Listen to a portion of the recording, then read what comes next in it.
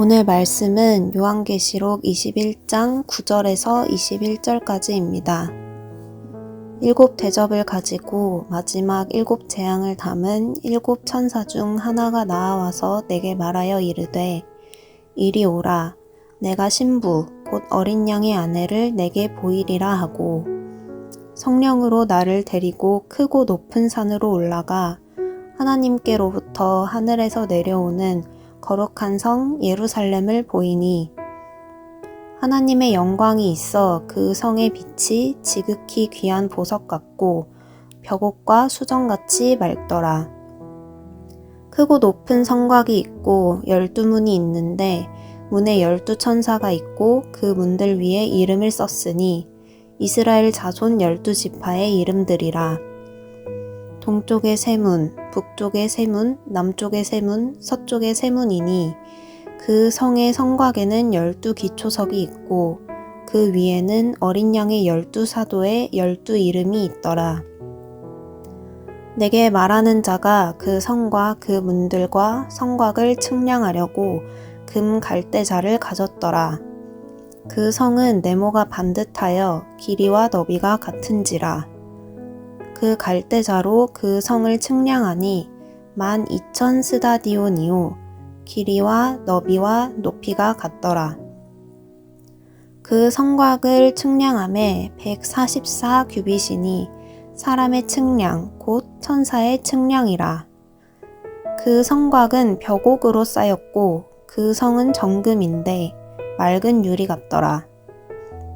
그 성의 성곽의 기초석은 각색 보석으로 꾸몄는데 첫째 기초석은 벽옥이요 둘째는 남보석이요 셋째는 옥수요 넷째는 녹보석이요 다섯째는 홍마노요 여섯째는 홍보석이요 일곱째는 황옥이요 여덟째는 녹옥이요 아홉째는 담황옥이요 열째는 비취옥이요 열한째는 청옥이요 열두째는 자수정이라.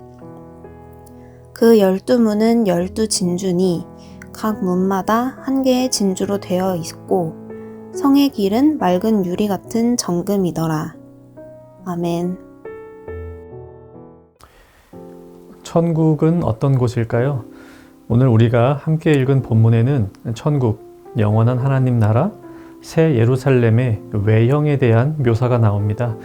한마디로 말하면 금은 보석으로 뒤덮인 곳이 바로 영원한 하나님 나라입니다. 정말로? 정말 영원한 하나님 나라에는 금으로 길이 깔려 있고 보석이 박혀 있는 문이 있는 그런 곳일까요? 아마도 요한은 환상 중에 이 모습을 보았을 것입니다. 말이나 글로는 표현할 수가 없었겠죠. 그래서 나름대로 천국을 묘사했습니다. 그것이 금은 보석으로 가득한 곳입니다. 먼저 그런 생각 해봅니다. 하나님은 왜 요한을 통하여 천국의 모습을 보여주셨을까요?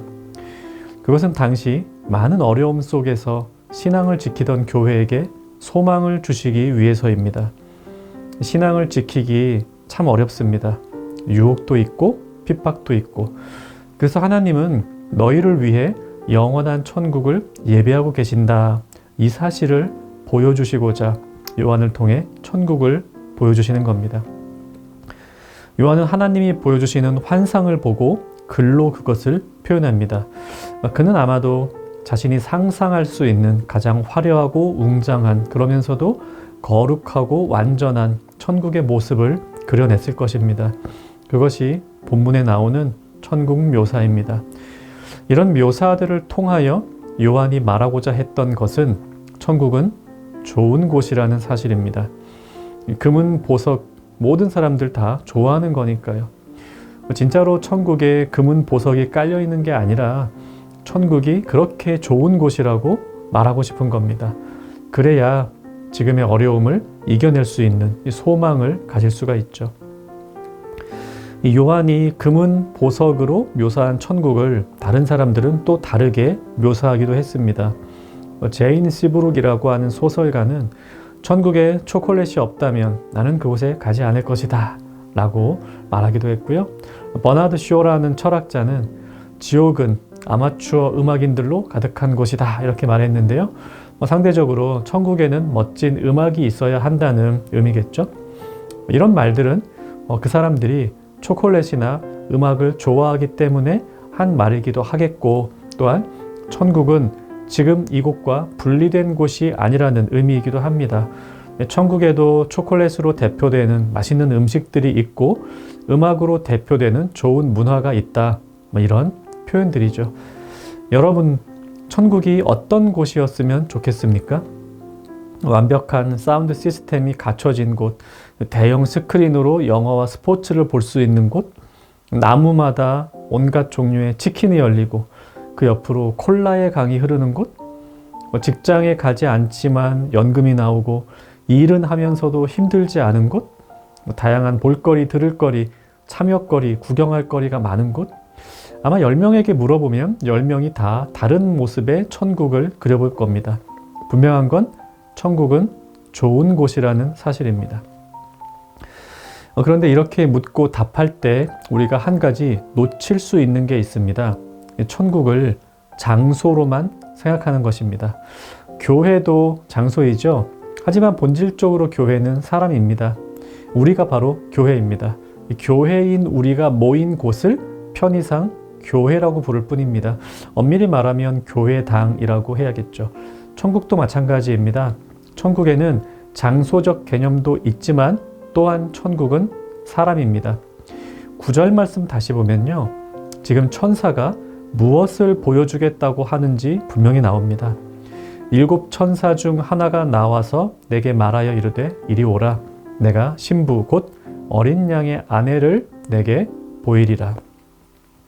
이 신부 곧 어린 양의 아내를 보여주겠다고 했습니다. 어린 양 대신 예수님의 신부, 그분과 혼인하여 영원히 함께 살 이 누구입니까? 교회입니다. 우리입니다. 그리고 나서 보여준 것이 바로 금은 보화로 덮인 거대한 성입니다.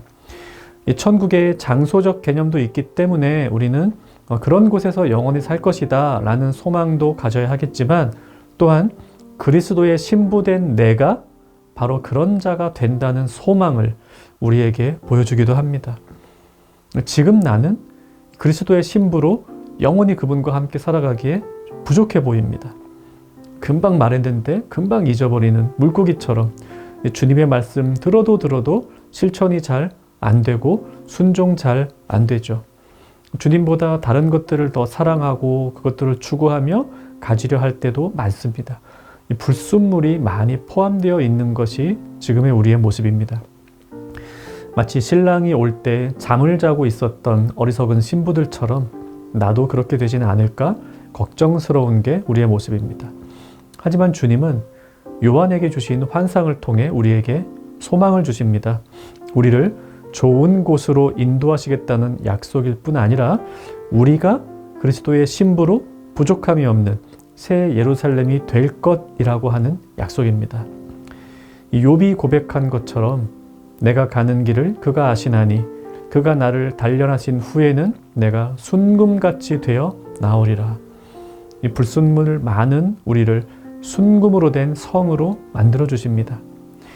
연말에 좋은 곳에 파티하러 가면 거기에 맞는 복장을 갖추는 게 예의잖아요. 우리는 영원한 천국에 걸맞는 아름다운 교회, 아름다운 주님의 신부가 될 것입니다. 이것이 환난과 핍박 속에 있었던 초대교회에게 보여주신 마지막 환상이며 오늘 우리에게 주시는 약속입니다. 말씀 생각하며 기도합시다. 나를 그리스도의 신부로 변모시켜 주실 것을 믿으며 주님을 향한 믿음 굳게 지니게 하옵소서. 또 말과 행실에 있어 그리스도의 신부다운 모습을 갖추기 위해 기도하며 애쓰며 살게 하옵소서. 오늘 하루도 그리스도의 신부로 살아가는 청년가족 되기를 바랍니다.